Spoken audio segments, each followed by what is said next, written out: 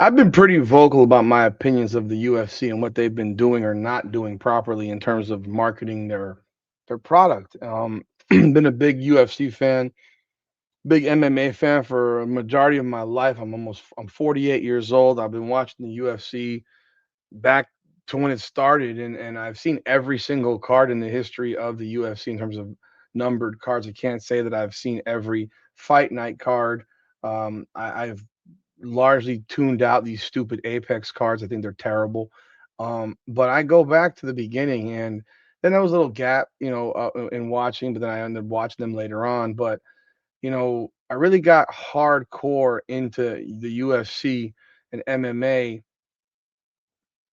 in the 30s or so, 40s, and I remember the Matt Hughes fight with Frank Trigg and all that stuff. And I mean, what fight was that? What card was that? Matt Hughes, Frank Trigg, where he slammed him across the freaking ring. Which one was that?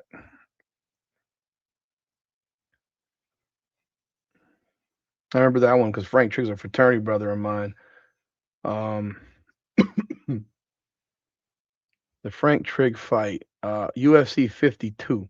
That was the fight right there. UFC 52. Um, I remember the BJ Penn fight, so that's 46, and I remember both the Frank Trigg fights. I remember all these fights. Like, so I go way back with UFC, right? And I thought the UFC did a tremendous job in growing the product. I thought Dana White did a tremendous job. I thought the Fertitas did a tremendous job. I think everyone involved did an amazing job in making it what it is today. But there's been a lot of problems with the UFC over the last few years. Like it's I think the UFC really peaked at UFC. Let me be real. The fight with which number was it with? I'm not even gonna say the Conor fight card. I'm not even gonna go there.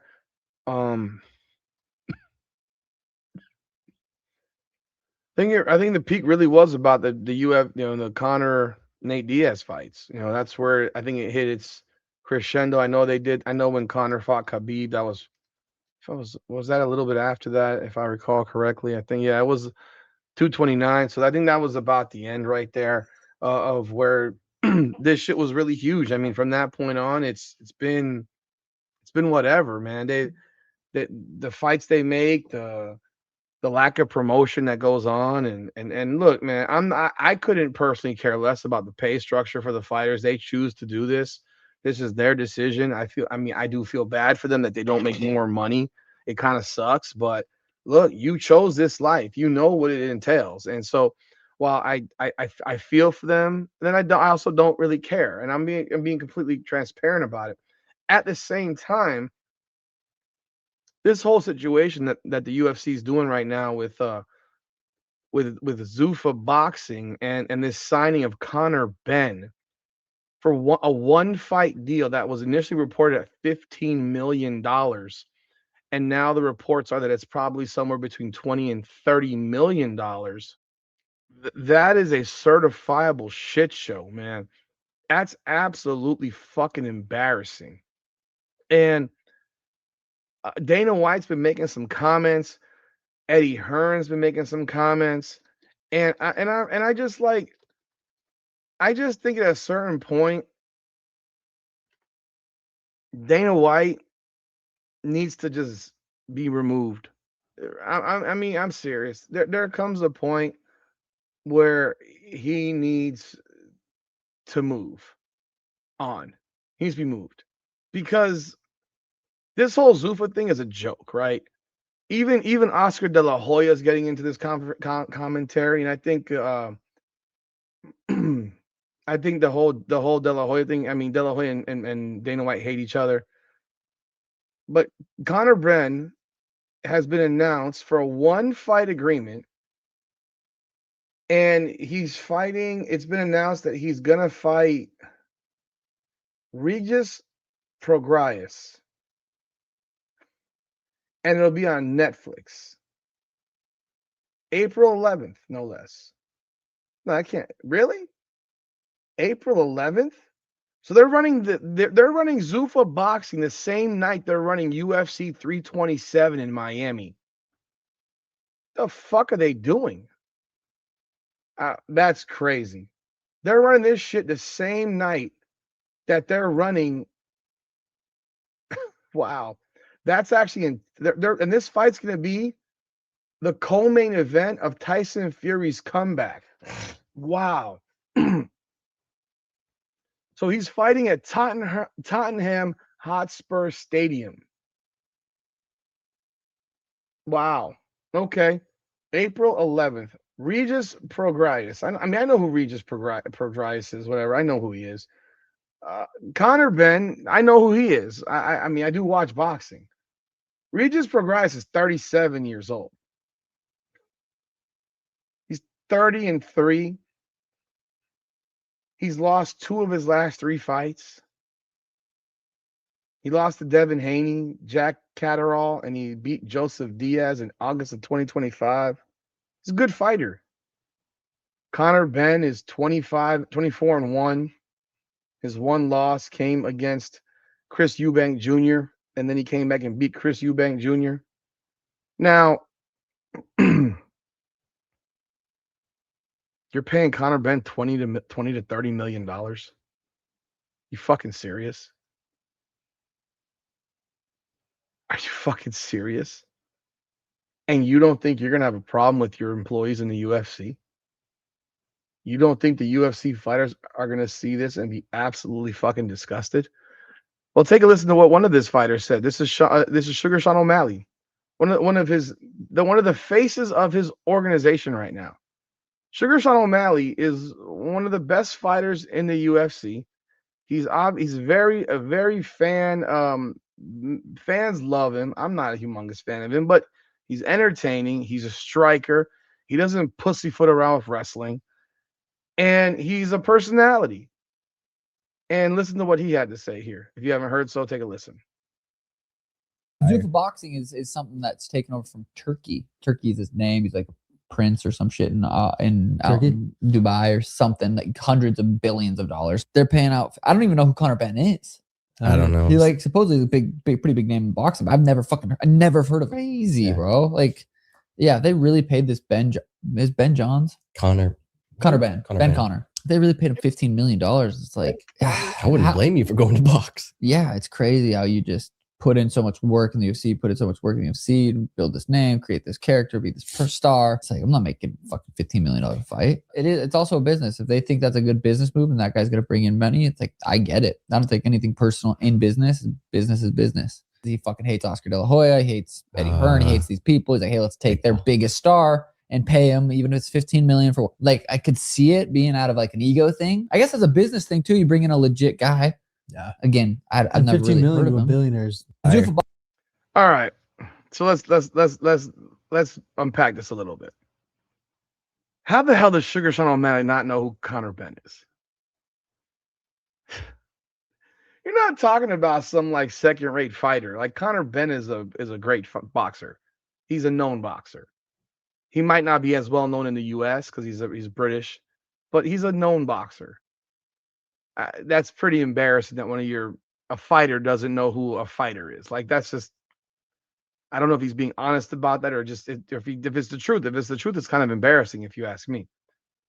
But I think Sugar Sean O'Malley should be pissed, and he's not saying he's pissed, but he's pissed. There's no way. And this fight card, this guy's not even the main event. This guy's not even the main event.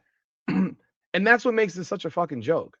You're paying a guy $15 million base, which I think will be a lot more based on other reports. He's gonna make $20 to $30 million as a co-main event against a guy who's 37, who's lost 2 of his last 3 fights. Is this for real? And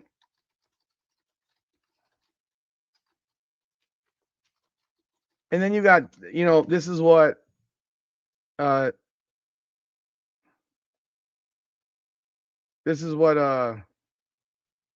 Eddie Hearn said.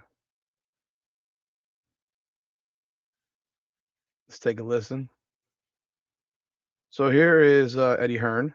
And a unification and the legacy to see the new King of Mexico on Saturday up there with all the belts. saying, I've done it, I'm the champ. And again, you talk about emotion. Well, expect me to look like a clown on Saturday night. Expect me to look like a pussy, yeah? That apparently I am. In my opinion, I can't say too much because there's ongoing stuff around this. So we'll see how it plays out. But no is the answer. And it wasn't, this was a preconceived move from the team. This wasn't a reach out to Eddie. I've had this. Let's get together and we want to. This was we've been working away in the background, and that's another thing that really didn't sit well with me. This was all done in the background, behind the back, and then it was just presented. Boom. I don't know. I can't explain what happened, but only certain people will look themselves in the mirror and know that when I look back over what I did for him, I will always be able to look myself in the mirror and say, you were a good man. You fought for what you believed in. You had someone's back that was completely fucked. Do you know how many people said to me, mate, stop, just leave it. It's his fight. You don't need to be part of this. I said, no, I do. Because we're a team and I believe in him and I've got his back. And every interview I'll do, Simon Jordan, 3 times, fucking serious under the cosh shit. Do you know what I mean? Yeah. So that was, I mean, you never, you were always balanced, but a lot of you guys, you gave it, the questions went on for years. 2 years asking the same questions. But I know I can always look myself in the mirror and say, fuck, you were a good person at that time. Now, do I regret it? No, because I can do that. Can you look yourself in the mirror and say, I did things right? No, you can't. And they'll know that. And whether that will be remedied over time, we'll see. But you can only do what you feel is right. And I felt that was the right thing to do at the time. But have you ever seen him go make a prat out of himself like I do when someone wins? No, because it's all it is for him is a business. For me, it's a passion. Do you understand? It's a business as well, but it's something that I love.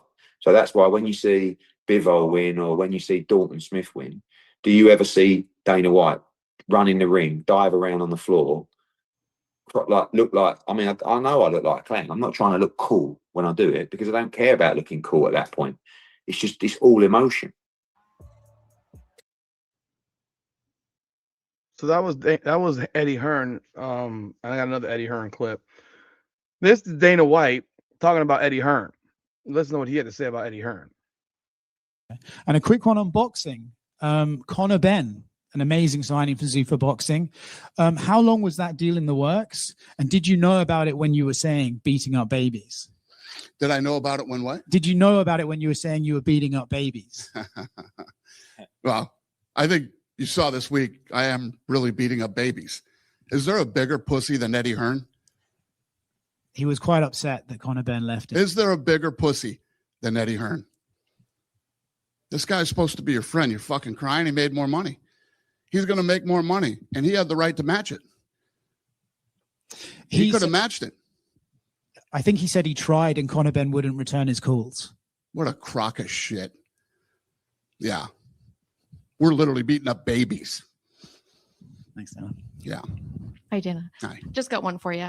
Conor has been tweeting a lot saying that he has been offered a fight and he accepted. Is there any truth to that? And if so, is there any? Okay, so that's what he had to say about Eddie Hearn. He also made comments about Eddie Hearn and said he works for his daddy or what have you, and basically that he has no vision and stuff like that. I can't find that clip, but I'm not gonna dig for it. But he said stuff to that effect that he's works for his daddy, took over his daddy's company, his daddy built something. He's not a visionary, XYZ. And here's Eddie Hearn's response to that comment. And I'm going to give my commentary on it. By the way, there's also another video I'm going to show of Michael Venom Page, who also voiced some stuff about this deal with Conor Benn. But take a listen to this with Eddie Hearn again. Like, this is straight up like soap opera shit, guys. Dana White. Yeah, my new mate. You are just Barry Hearn's son. We've I got didn't him already. expect that from Dana. What did it take? A month to allow him to get beating up babies. Well, that's a sick mind for one. I don't know what the fuck he was talking about there. That's quite disturbing, if I'm honest with you. It's very strange because I've got to be honest with you. I wouldn't say up my arse, but Dana's always been so complimentary about us as a company and me as a promoter. But to say that I don't have any vision is really strange. I mean, right now, when you talk about Zuffers or whatever it's called, when you talk about their vision, what's their vision? What, getting Max Kellerman to tell everyone that Callum Walsh is the next Roy Jones? Or putting Charles Martin on a headline show on a Sunday night in front of 126 people in your garage? In a ring that looks like you've just got it out of a local club show? I mean, what sort of fucking vision's that? Or better still, oh no, here's a belt and it's upper. Look at the vision. That's not vision, that's control. Because the reality is, when he says we can't compete, they can't compete in this cutthroat world of boxing. Because it's a horrible world and they don't want to compete. They want to create their own world. But listen, at the moment, when you compare Matchroom shows to Zuffa shows, quite frankly, Zuffa shows are absolute complete dog shit. But they're going to get better and they're going to sign some big fighters and they're going to spunk some money. They're going to waste some money. I've said it before, they're clever people. But right now, they're trying to manipulate fight fans and they don't understand how intelligent fight fans are when it comes to boxing. You can't create these cards and tell everyone it's the best be the best, because it's quite frankly not. And the reality is, yes, I do work for my dad. But guess what? Dana White has worked for his daddy for a long time. The Fertitta brothers. That's who he worked for. And right now, Dana White's got a new daddy. And his name is Turki Al-Sheikh. Turki Al-Sheikh is Dana White's pappy. And he has got to do whatever he's told because he works for TKO, which is owned by Seller and Saudis and Turki Al-Sheikh. So it took him a nanosecond to get personal, but that's because right now he's right at the bottom of the pile in terms of quality as a boxing promoter. But as I keep saying, they're a good operation and they will get better. So he's complimentary and then also tells the truth about him. Is like, imagine telling some guy that, you know, who took over his dad's company or whatever, that's a problem. Mind you, the only reason we all know who Dana White is at the end of the day when it comes down to it is because of because he knew some rich guys at the gym, for the Fertitta brothers. He became friends with them and those were his daddies. Like, Dana White's never put one singular dollar of his own money into this shit. He's never put his own money into this shit. It's always been someone else's money. He's been amazing at spending other people's money. It's fucking brilliant. I'm not going to say it's not. I wish I had that type of power and influence over people with boatloads of bread. I wish I had an idea that I could sell to these guys for which then they would pay me a lot of money to run it and take care of it. And then get it to the point where they're ready to pull the plug on it. It's utterly crazy. And he's had that blessing. His entire career, he owes his life to the Fertitta brothers. And now he has another daddy, like he said, the Turk guy. And they're creating a Fugazi belt, the Zuffa belt. They have some mid-level guy fighting for this belt. They want to throw around, and then they're attaching the Ring magazine thing to it. It's embarrassing. And you're pissing off your UFC fighters. Like, I'm waiting to see some of these UFC fighters say this is some bullshit. Like, I'm not gonna fight in the UFC anymore. I'm gonna go box for somebody else. Or I'm gonna go to PFL, or I'm gonna go be I'm gonna go fight in bare knuckle. Because the way the UFC treats its fighters is despicable. And I'm not talking about from a perspective of payment, but like how they've dealt with Tom Aspinall after he got eye gouged by Cyril Gane and basically he's had multiple surgeries, and they want to call him soft and disrespect him. And like, this was your heavyweight champion. This is your heavyweight champion, and you have disrespected him like he's a dog. He got eye gouged. He didn't have that happen to him on purpose. The way Dana White treats fighters is fucking shit. Like, maybe there's some guys that he's changed their lives years ago. I mean, Daniel Cormier obviously swears by him. But we're in a different time and a different place. It's a different time and different place. So while Daniel Cormier got real happy about getting $1 million, the biggest check he ever saw, you can bet your ass Dana White made fucking 80 times that. Like the UFC made 80 times that. Like this deal with Paramount, they're getting 25 million a fight card. Guys, money ain't changing. They're still not paying fighters more. Oh, they upped the bonus to 100K. Who gives a fuck? It's embarrassing. It's a joke. And here's another clip right here. So here's Michael Venom Page, and he's talking about this payment. Obviously, MVP is one of the elite. He's an elite MMA fighter for the UFC. He's right there, a top 5 level guy. Listen to what he had to say. I wanted to ask you, with your ties to the UK, some of the biggest news last week was Conor Benn signing with Zuffa Boxing. What was your reaction when you saw him going over and the price tag attached with it? I feel like everyone's trying to get me in trouble here. Yeah, it's not something that I'm happy about. So what I would say is when the announcement of the Paramount, big money partnership came, people was asking me, how do you, excited about this? And my answer was, well, what does that mean for the fighters? Until we understand how that's going to translate to the fighters, there's nothing to really be excited about.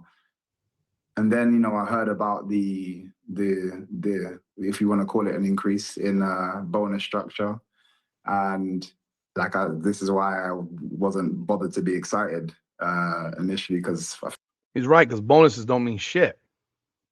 You have to win or have the fight of the night lost, potentially get a bonus. And bonuses are not guarantees. So unless your show money increases, unless you're just getting paid a big show money to show up, like you don't need to have win bonuses. Like you just fight. You make your money for fighting.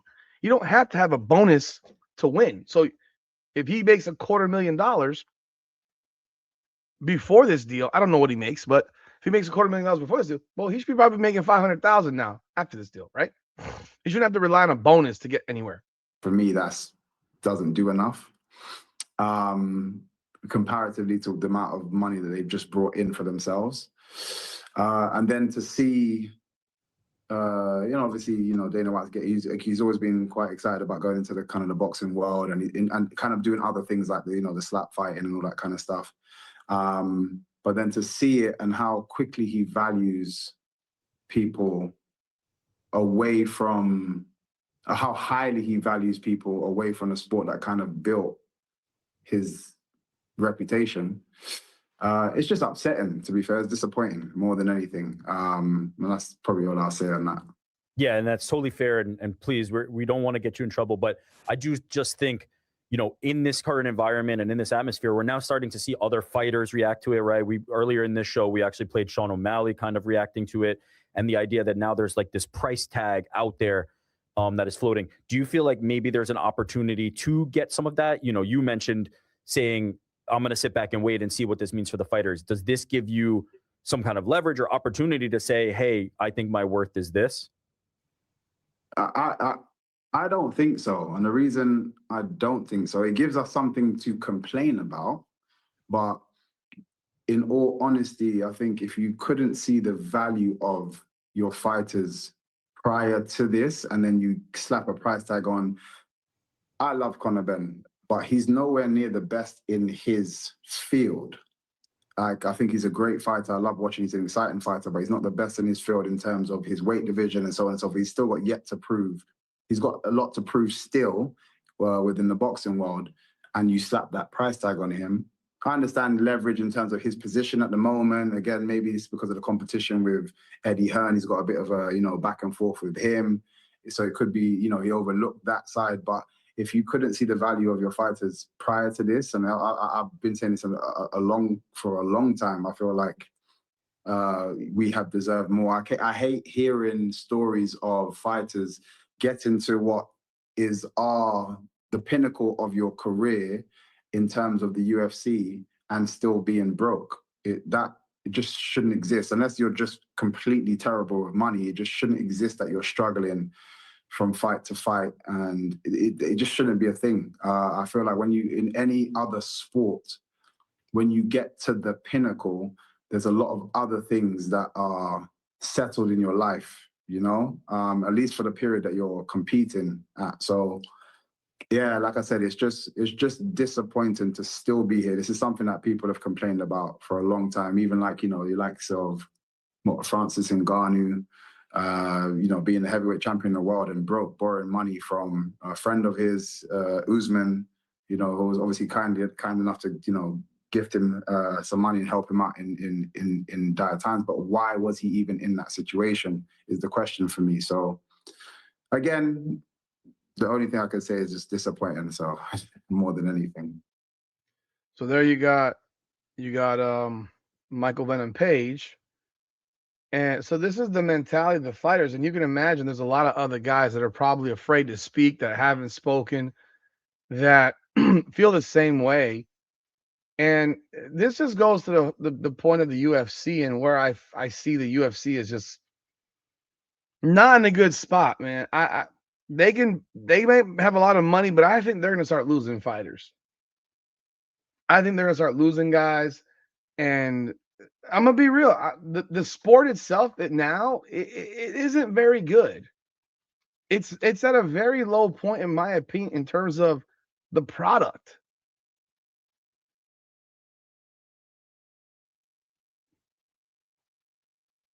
The product itself is terrible, in my opinion. Largely, the cards are watered down. They've been watered down, and they've gotten to the point where the promotion is poor. I as a fan who covers this stuff, I am way more in on bare knuckle fighting now. Like, I would rather watch a BKFC fight all day. The fighters are more personable. They're more accessible. They will interview with you. You don't have to fight through a whole bunch of red tape. They don't act holier than thou. I appreciate the way they act. They're most of them are cool as fuck. They're happy to talk to you because they want to get their names out there as well. They see us as a benefit to them, which I think is great. The guys over at the BKFC, I've been in the press conferences, I've been to the fights. I ask real questions. I don't ask those pussyfoot questions, man. You know, I asked Jeremy Stevens straight up before his fight with Mike Perry, like, you're 145 pounds, bro. Like, what makes you think you have a chance to compete with a guy that's 30, 40 pounds heavier than you? Like, but they don't have a problem answering. Whereas Dana White has his group of show reporters. I still can't get credentialed to the UFC. Can't get an answer as to why. It's annoying because I want to know why, and they don't tell you why. Maybe it's because I'm a big enough following, or maybe it's because I've criticized the UFC before. Maybe because I don't kiss ass. Maybe in my video content, I've been critical, but I ripped the shit out of them for UFC 300. I thought it was a fucking garbage can card. I think the promotion of their events has been low level. You know, and I'm at a point where it's gotten to be utterly pathetic. You know what I mean? So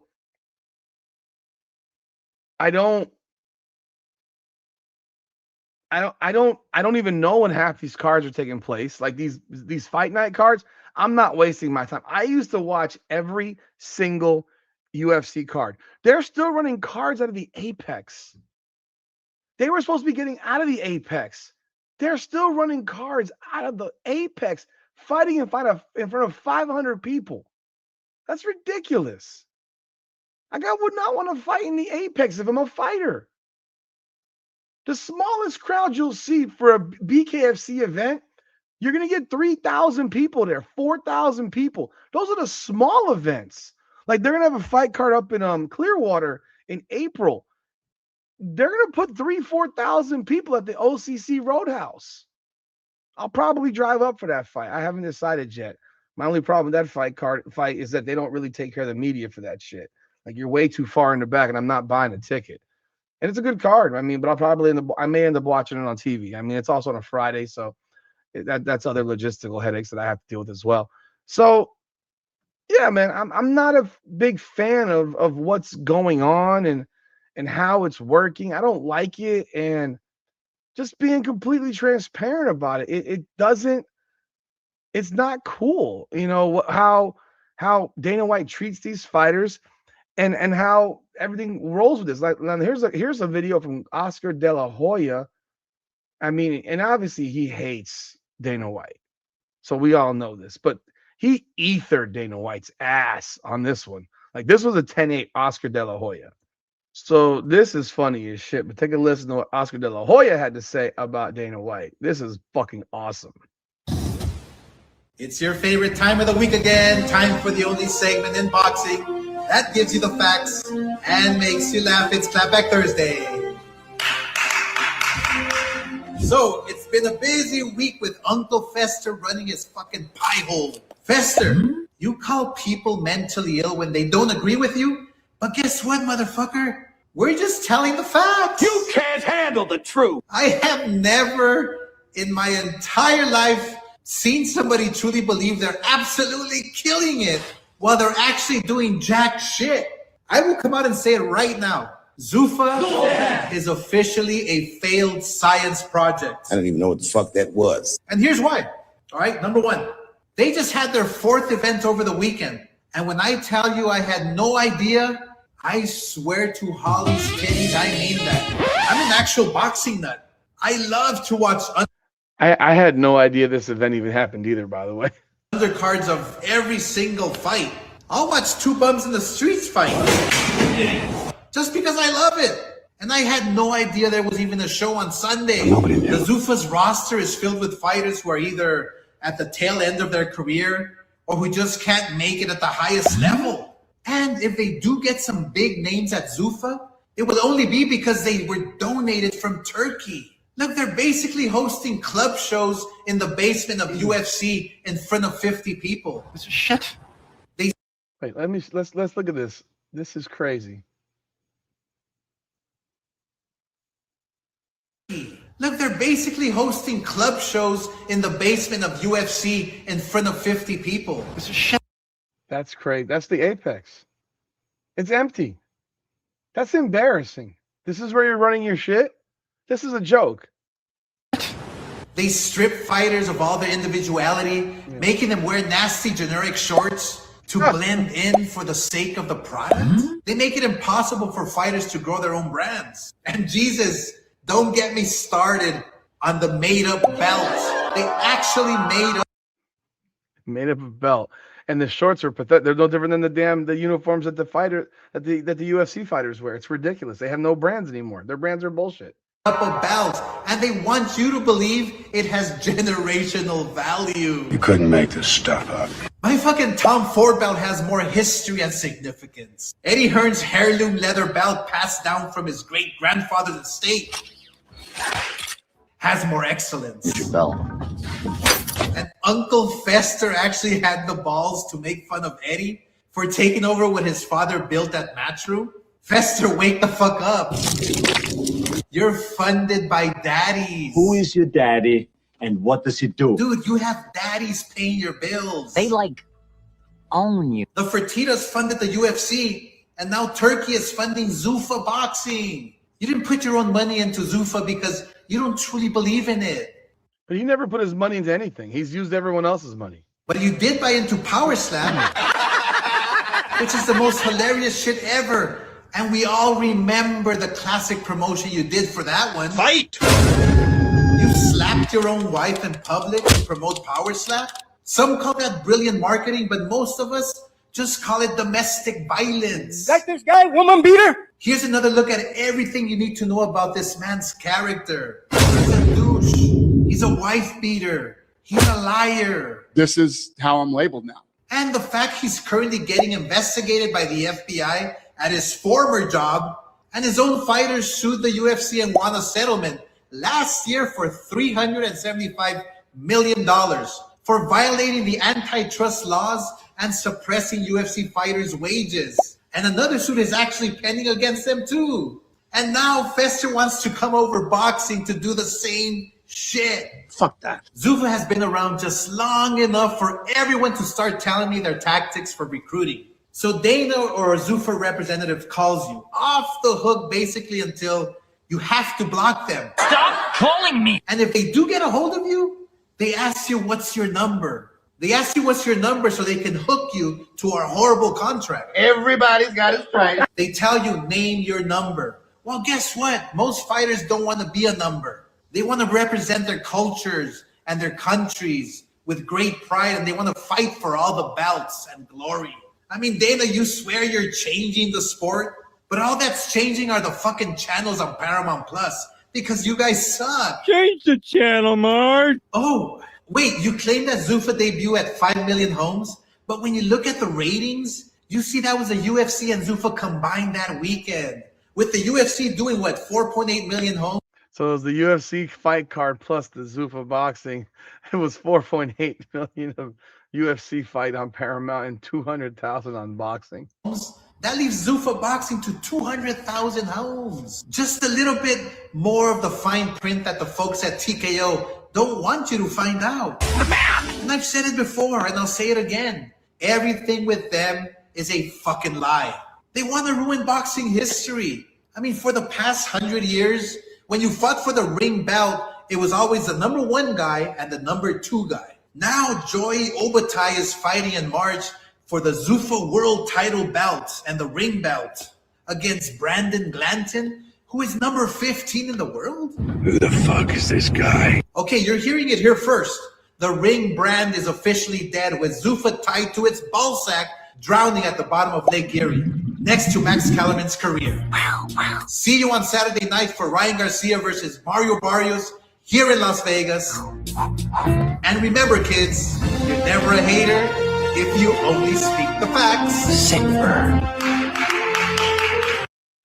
That was a 10-8 round for Oscar De La Hoya. That was an ether job, man. But you get the drift, man. I'm as a UFC fan, MMA fan, a BKFC fan, boxing fan. I'm not a fan of this. I've looked at the names of these fighters on this list that they've signed, mostly nobodies or has-beens, and like I said, the 15th ranked guy is fighting for their belts. Like, that's pathetic. It's pathetic, and Dana White can do what he does. I don't have an issue with him. Period. I don't know the guy personally, but the thing has become a clown show. He's disrespected his own fighters. He's overpaying a guy, Conor Benn, who's just a good fighter, not a great fighter. And like Michael Venom Page said, I think there'll be a lot of pissed off UFC fighters. I think you could see more lawsuits now. If there was a time to go unionize, I'll tell you right now, the UFC fighters today would be the day. Now would be the time. Because otherwise, when? But that's all I got. Y'all let me know y'all thoughts in the comments. Hit that like button and subscribe to the channel. This is Combat Corner, powered by Come On Now, the podcast. Come on now. I've been down through the blood and the sweat. Guarantee you can know I'm a threat. I've been down through the blood and the sweat. And I ain't close to being done yet. I'm going all in. Yeah, I'm going all in. And I ain't close to being done yet. I'm going all in. Yeah. They know I'm going all in. Through the blood and the sweat. Y'all know we ain't close to being done yet. I'm going all in. I've been down from the jump. Ain't no love lost, we just really doing us. Go and take your seat, looking silly getting up. Y'all know what it is, let me tell them what it was. It was 24/7 on